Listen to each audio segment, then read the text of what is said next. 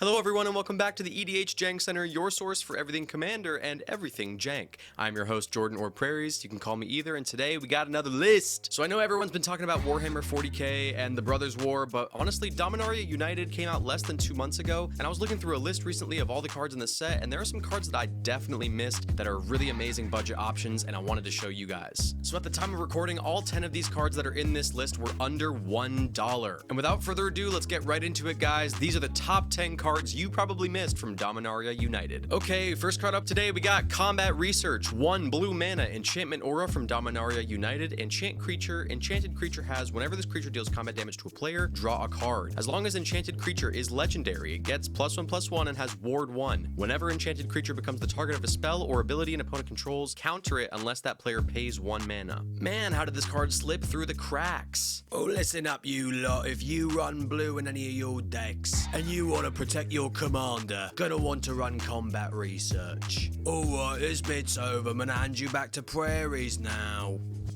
Thank you, Hudson. But for real, guys, for 1 mana, we get to protect our commander. We give it a buff in its power and toughness, and if it has built-in evasion, we can easily get it in for combat damage and draw cards. And for under 50 cents, this is a slappin' budget pick. Moving on to Love Song of Night and Day, 2 and a white. It has read ahead. Choose a chapter and start with that many lore counters. Add 1 after your draw step. Skipped chapters don't trigger sacrifice after 3. 1 is you and target opponent each draw 2 cards. 2 is create a 1/1 white bird creature token with flying, and 3 is put a +1/+1 counter on each of up to 2 target creatures, and it's an enchantment saga from Dominaria United. So don't let that read ahead ability confuse you. This is just a saga, except you can choose where you start. Instead of just having to start at 1 and going all the way through the saga's process, you can choose, I don't really want to give my opponent 2 cards, so I'm going to start with the 1/1 white bird creature token. You catch my drift? Anyways, I think this is great value when you're running white and you're on a super tight budget. Like I said before, this card offers you options. If you don't want to take that first ability, or if one of the other abilities doesn't really suit your needs at the time, you can choose where you start on the saga, which I think is really invaluable. So if you're building a deck that runs white, especially mono white, and you're trying to stay under, say, $30, $20, $50, whatever it is, you're building a budget deck, this card is only 8 cents, and that you and target opponent each draw 2 cards can be really, really good early in the game. When no one's a threat yet, even if you're not playing group hug, you can still be very friendly to your opponents. There's nothing wrong with that. And personally, I'm just a fan of sagas. Anything that gets you continued value, like you get more than one thing out of paying the mana cost for the card, I'm a fan of. For 3 mana, we get to draw 2 cards, then the next turn we get a 1/1 with flying, and then we put a +1/+1 counter on potentially that flyer, potentially our other creatures, who knows. That's insane value, and for 8 cents, I think this is a super slept on card from Dominaria. You should pick this up. Alright, moving on to Tail Swipe. 1 green mana instant from Dominaria United. Choose target creature you control and target creature you don't control. If you cast a spell during your main phase, the creature you control gets +1/+1 until end of turn. Then those creatures fight each other. Each deals damage equal to its power to the other. So I really love this card as a 1-drop removal spell. If you're building on a budget, which I assume is why most of you are here,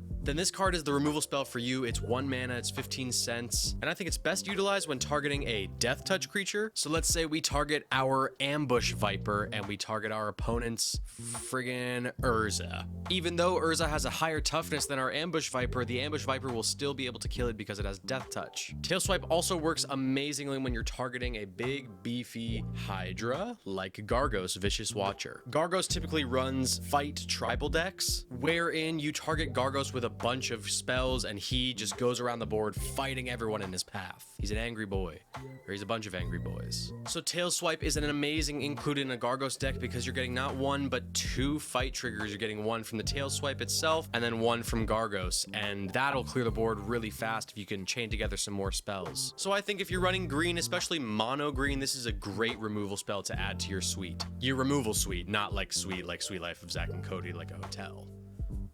Alright, let's move on. Alright, next on the docket, we got Academy Wall, 2 and a blue creature wall from Dominaria United. It has Defender. Whenever you cast an instant or sorcery spell, you may draw a card. If you do discard a card, this ability triggers only once each turn, and it's a 0/5. Alright, kiddos, I think you're looking at our cheapest card of the day. And what a nice little piece of value this is for any and all spellslinger decks. When you are slinging spells, the one thing you need to be able to do is sling the spells, which means you need to have spells in your hand, which means you need to draw cards consistently. frequently and often. An Academy Wall can help us out greatly with that. While it is restricted to happening only once per turn, if we have 3 opponents, that's 3 triggers before we get back to our turn. That's 3 cards drawn, 3 effects that we get from whatever spells we're slinging, and 3 cards discarded that we can probably recur later, and bonus points if you're discarding things with Flashback or Madness. Now, are there better effects in blue and in other color combinations? Yeah, of course. But what I like about this card is not only is it ultra cheap, it is also quite inconspicuous. This is an incremental value engine that's going to get you value over the course of the game because people are going to probably be ignoring it. They've got bigger and better things to remove, like Swarm Intelligence, like 1000-Year Storm. And you can see where I'm going with this. The Academy Wall is going to fall under the radar, babies. And we love an under the radar selection on the EDH Jank Center. All right, next up we got Frost Fist Strider, 3 blue creature, elemental giant from Dominaria United. It has Ward 2. Whenever this creature becomes this target of a spell or ability an opponent controls, counter it unless that player pays 2. Man, I gotta take deeper breaths. When Frost Fist Strider enters the battlefield, tap target creature an opponent controls and put a stun counter on it. If a permanent with a stun counter would become untapped, remove 1 from it instead, and it's a 4/4. So the first thing I thought of when I saw this card was make a bunch of copies with it with something like Orvar. However, I want to focus on the stun counters today. So Frostfist Strider has that effect like Sleep does, and a lot of cards in MTG have this as well, where you tap down someone's stuff, and then on their next untap step, it doesn't untap. They have to wait like a whole turn cycle to untap. But typically those effects don't last long. That's why I really love stun counters and their synergy with Proliferate. Since stun counters are exactly that, counters, we can proliferate them. So let's say you spent all your money buying Atraxa Praetor's Voice, and now you only have like $5 to spend on the rest of the deck. Our boy Strider here becomes an amazing piece of control because at the beginning of our end step, we get to choose any number of permanents and/or players, give each another counter of each kind already there with Atraxa, and we can keep putting stun counters on the one creature we want to ice, try and blink Strider and put multiple stun counters on multiple things. It's a really cool synergy, and I think you guys should pick this up if you're trying to run a deck where you want to proliferate things. All right, moving on to Shadow Prophecy, 2 and a black, instant from Dominaria United. It has Domain. Look at the top X cards of your library, where X is the number of basic land types among lands you control. Put up to 2 of them into your hand and the rest into your graveyard. You lose 2 life. So in a 5-color deck, you'd be scrying 5 and drawing 2 and putting 3 into your graveyard. And I mean, technically that's not scrying, but you know what I mean. But where I think this card really shines is in a deck like Muldrotha or any other commander that really loves the graveyard. Because in a typical scenario, the drawing of the cards is the benefit, and the downside is the having to get rid of the rest into your graveyard. However, something like Muldrotha, which allows us to cast something from our graveyard each turn of each permanent type, and that's amazing value. In a Sultai deck like Muldrotha, let's say we have a swamp, an island, and a forest out, Shadow Prophecy becomes a scry 3, draw 3. That extra card that doesn't go into our hand goes straight into our graveyard, and we can play that card with Muldrotha out on the field. That's pretty good, but you know what else is pretty good? This next card also is pretty good. Next up, we got Electrostatic Infantry, 1 in a red, creature, dwarf, wizard from Dominaria United. It has trample. Whenever you cast an instant or sorcery spell, put a +1/+1 counter on Electrostatic Infantry, and he's a 1/2.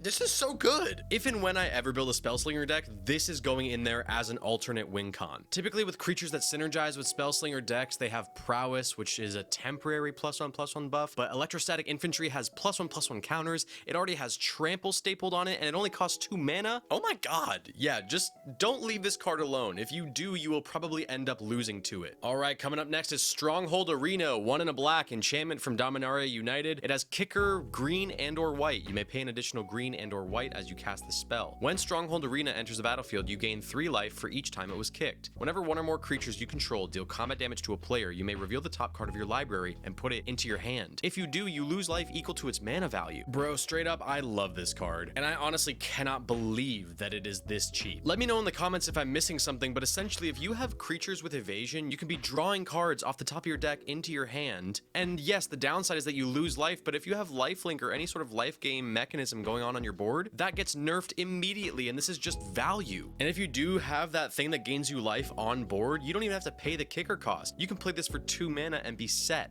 Pick this card up before it goes up in price, because honestly, I think it will. Up next, we've got Quirion Beastcaller, 1 in a green, creature, Dryad Warrior from Dominaria United. Whenever you cast a creature spell, put a +1/+1 counter on Quirion Beastcaller. When Quirion Beastcaller dies, distribute X +1/+1 counters among any number of target creatures you control, where X is the number of +1/+1 counters on Quirion Beast Caller, and she's a 2/2. This one's really simple, folks. It's just another great card to put in a +1/+1 counter build. As you play more creature spells, as you proliferate, as you double things, like with Vorel, for example, our green-haired mommy over here will be getting bigger and bigger, and eventually people might get scared of her and try and kill her. When they do, we distribute all the +1/+1 counters that were on her amongst any number of our target creatures, and then we go to town. I think this also would just do well in any creature-heavy deck where you're playing a lot of cheap creatures, and if this gets big enough, when she dies, it essentially becomes an Anthem effect. You can put a couple +1/+1 counters on each of your creatures and buff them up by +2/+2 or +2/+1. And just like that, guys, we are at the last card of the day, but before we get into it, if you're enjoying this video, make sure you check out the Patreon. Patrons get access to the Discord where we chat about cards, play spell table games, you guys get to watch my videos early.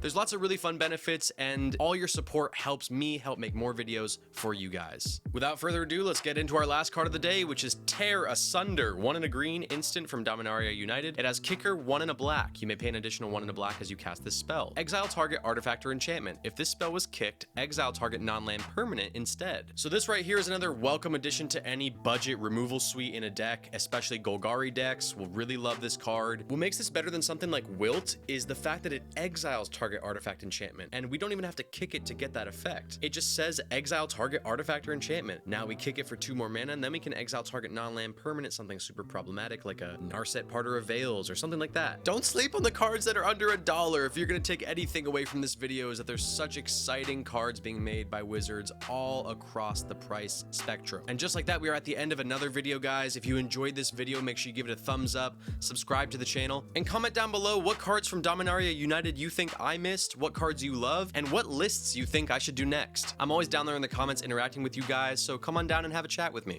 Alright guys, I'll see you on the next video. Thank you so much for watching.